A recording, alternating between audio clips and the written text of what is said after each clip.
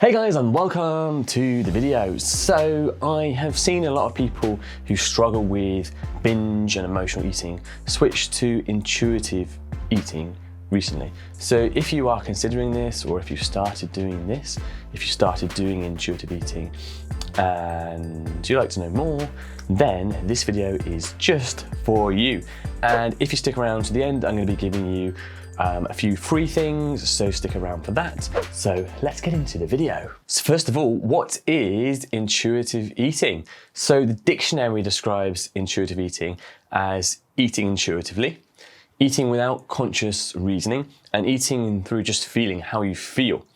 And the idea of intuitive eating comes from a lot of people that have failed over and over with their diet, and they just want to get rid of all the rules and they want to go back to how they feel they should be eating. So they basically want to drop all these rules imposed by commercial diets of what to eat, how to eat, and when to eat, and just go back to the feeling and being in tune with their body. And it means basically, rather than following a particular commercial diet like a lot of people do, going back to eating when you're hungry, stopping eating when you're full, and just eating a healthy diet over the day. Very simple. And that's the attraction of intuitive eating. The principles of intuitive eating talk about being in tune with your body, recognizing hunger signals, distinguishing between physical hunger and emotional hunger. And I've spoken to a lot of people who have dieted for years and years and years, and they feel that now this is the route that they really want to turn to because they've tried everything else and nothing else has worked for them. And their emotional eating has got hold of them and they just can't control themselves. So they feel this is the only option for them because everything else has failed so far. And specifically as well, a lot of people mention that the traditional dieting process has made their binge eating worse and really messed with their head about how they feel with themselves. And also just failing over and over again has made them feel like they are a failure and they just can't achieve anything. So my thoughts and feelings on intuitive eating. So first of all, we all know that to lose weight, we need to eat healthily, we need to eat less, and we need to stop eating when we're full. So the question is, why didn't you do that in the first place? When you realized you were overweight and you wanted to lose weight, why did you go to some of these other diets? Why did you not just start eating intuitively? It's a lot easier, right? You don't have to buy any diet books or pay for any plans. Why didn't you do that? That is the first question. So secondly, intuitive eating is why you put on the weight in the first place, right? Because all intuitive eating is your unconscious thoughts, which is based on your feelings, your habits, and your emotions. And didn't we say that part of the problem is this emotional eating where you get these urges and cravings that you can't control? And when you get them, there seems to be no way to get rid of them other than avoiding them and doing things, but they always come back, right? So the actual problem to start with was with your emotional eating and your habits around food. And remember, we don't control these things consciously. So you can't consciously think about them and tune into your hunger to get rid of cravings. They're always going to be there unless you solve them in the unconscious mind. So the point here is that using your intuition is just going to let these things play out.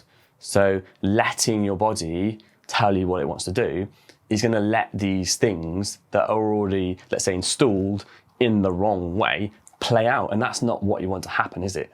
So let's talk about what most people expect the intuitive eating process to look like. So you eat 3 to 4 healthy meals over the day. You stop eating when you're full. And when you get these emotional hunger cravings, you tune into your body and you decide to avoid them. And for those who have tried this, and for those who have experienced it, you all know that this doesn't work in reality. Again, remember what I said before, if this worked, you would have done it before when you were putting on the weight, or exercise this same level of control when you were doing the other diets and you got these cravings, right? The problem is that emotional eating comes from the unconscious mind, and this will overpower any conscious thought and any effort to tune into physical hunger versus emotional cravings and making decisions around those. So the unconscious mind is your survival brain. And let's say you're walking along the pavement, the path, and you step out into the road and a car is coming. The unconscious mind is what makes you step back without making any thoughts or decisions. You often don't even like to consider the car is there because it is your quick reaction brain and it overpowers any conscious thought. In that process, you had no decision. And it's the same with cravings. You can't overpower cravings with your conscious thought because they are coming from the conscious mind. And like I said, they're often made worse by trying to overpower them. So let me explain why. First of all, your unconscious mind doesn't process negative instructions. So what I mean by that, if I say to you, don't think of a pink elephant, what comes into your mind? A pink elephant. If I say to you, don't think about chocolate, what comes into your mind? Chocolate. So when you say things in your mind or out loud that are negative statements, it has to process the thing in the statement to actually process it. So it doesn't work by saying, I'm not going to eat chocolate, because you have to imagine it. Now, when we combine that with what we call mental practice, mental rehearsal, visualization, the more you think about something, the better you get at it. So this is something that actors use or sports players. So actors will practice their lines in their head. Sports players will imagine hitting a ball or kicking a ball. And this builds neural connections in your brain. And the more you do it, it's like building a mental skill. So you don't actually have to physically do something. So what you're doing when you're saying, I'm going to avoid chocolate, I'm not going to eat chocolate, is you're practicing that a lot. And it actually makes the cravings worse. So while you're using your willpower to restrict them, that's building up. So you're constantly saying, I'm not going to eat chocolate, I'm going to be really good, I'm not going to eat chocolate, I'm going to avoid it. And then when something happens, like you have a bad day or you have a day off or you give yourself some chocolate, you often end up losing control. And this is what's happened in the background in the unconscious mind. So using this conscious thought to try and deal with cravings is not a good idea because of that. Now, with intuitive eating, some people try and take trigger foods out of their house, so things that make them binge, and also use avoidance tactics, so maybe like cleaning their teeth or chewing gum, going for a walk, or let's say, I've even spoken to people that go to bed early to avoid the cravings, or fast as well, things like that. Now, these are just avoidance tactics, so yeah, it might help in the moment if you can do those things, but the cravings are just going to come back the next day. You haven't got rid of them, you just avoided them, you haven't fixed them. So that's a really important thing. This is not food freedom at all, and as I mentioned a moment ago, it can often make it worse by doing these things and trying to avoid cravings in this way. And I'm interested, guys, like, who here has tried intuitive eating? Let me know in the comments. Have you tried it? Have you had success with it? I'd be really interested to know, because these are just my opinions based on my experience and speaking to a lot of people who have tried it. But I'd like to know if something has been different for you. Have you tried it? Has it worked out? Has it not worked out? What have you found good? What have you found difficult with intuitive eating? What have you found that's missing? So how should you fix these problems and make intuitive eating work for you? So I'm not against intuitive eating. It's just I feel there's some things missing. And like I said, it's a bit like doing nothing and letting the strategies and behaviors that you had before that got you to where you are now, overweight that you don't want to be, just play out. So without doing something and changing those unconscious things, it's just going to happen again. So number one, yes, eat healthily and in reasonable amounts without going to extremes of how you count and measure food, because this makes it difficult to sustain. And if you'd like some help with this, I have put my free food structure guide down there in the description, so feel free to grab that. So that's where I use hand-sized portions to basically portion out your food. This is what I use with my clients to get excellent results.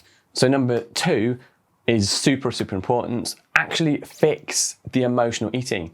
So this is hard to do on your own, completely honest about that. So working with someone who knows how to build neural pathways to actually give you new strategies to deal with how you feel around food and get rid of those cravings by working with the unconscious mind rather than making them worse like a lot of people do by using their willpower, as I explained with the pink elephant, the not in the sentence, because that makes it worse. So it's super, super important. And when you get this down and working for you, it all becomes so much easier because that eating healthily, number one, is more in your control because you're not being pulled around by the cravings. So a lot of people experience it like the devil coming out their shoulder and shouting in their ear, and they only know how to get rid of that shouting by eating the chocolate or whatever food it is that they are craving. And obviously that's going to pull you back in the opposite direction. So fixing emotional eating is super, super, super important. And number three is working on your reasons for change. So unfortunately, a lot of people are acting out of desperation. So they need to change. And they're doing it for all the reasons that they are feeling in the moment. So I don't like myself. I don't like the way I look. I don't like the way I feel. I don't like my life. And they haven't really considered what they're going to get when they reach their goal. They haven't considered their dream life. And to make changes in your life, to move forward and achieve a goal, you need an exciting enough reason to do it. So instead of working out of desperation and being in the yo-yo dieting mindset, actually consider fully how your life will be when you reach your goal. And spend some time doing this because this is important. And this is what should drive you and make it exciting to actually do what you're doing. And number four, understand that weight loss is a journey, and any journey will have setbacks and roadblocks, and you cannot expect it to always go well. And so attaching your motivation to always making progress and always doing well is a bad idea because your motivation is then going to be pulled and pushed around depending on what the scale says or how you feel, all those things. And of course, that completely affects your results.